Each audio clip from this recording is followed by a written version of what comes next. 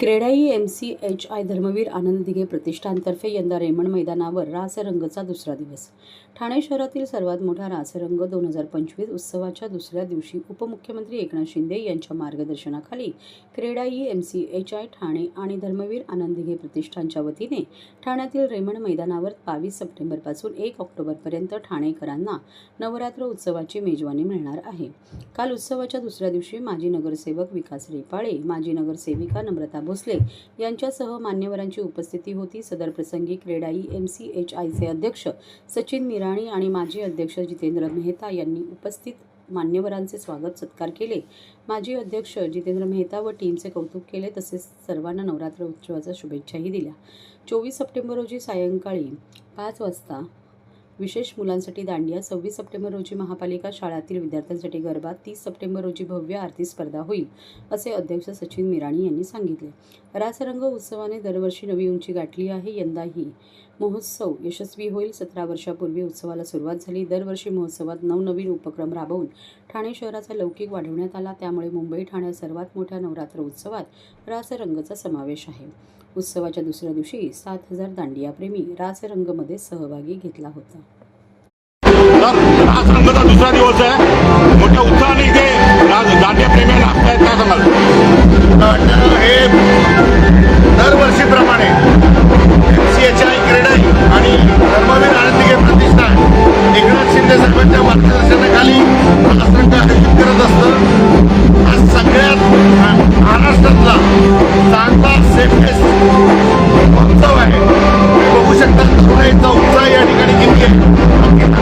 लोक या ठिकाणी आले आणि दांडियाचा आनंद घेत आहेत.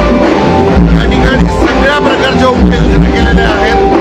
अतिशय चांगलं आयोजन MCHI क्रेडाईचे आपले जितूबाई असेल, त्यांची सगळी टीम असेल, यांच्या सगळ्यांच्या मार्गदर्शनाखाली या ठिकाणी होत आहे. तर प्रोत्साहन देण्यासाठी काय बक्षीस वगैरे ठेवले आहेत काय? रोजची बक्षीस आहेत. हे बेस्ट ड्रेस आहेत, बेस्ट डान्स आहेत. जितूबाई सांगतीलच तुम्हाला.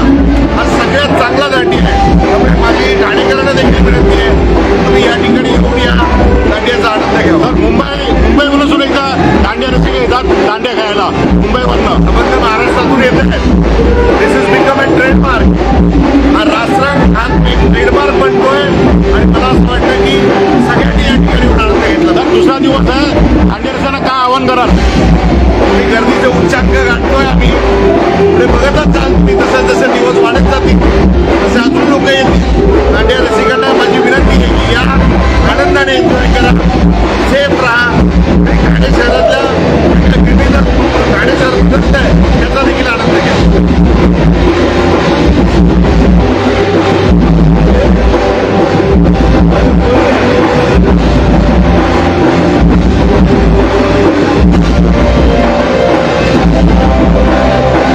ठाणे में एक नंबर रासरंग ये गरबा है.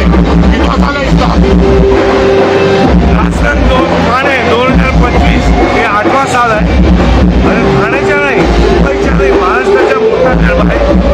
रासरंग ही मोठी ब्रँड झालेली आहे. ठाण्याच्या मोठी मोठ्या नाव झालेली आहे. आजपर्यंतची आमची डिजिटल 3 कोटी झालेली आहे. 3 कोटी माणसांनी आपली इंस्टाग्रामवरती रासरंग बघितलेलं आहे.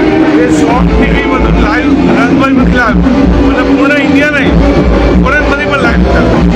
अमेरिका कॅनडावरून फोन येते आपल्याला, हे मी तुम्हाला बघितलेलं आहे.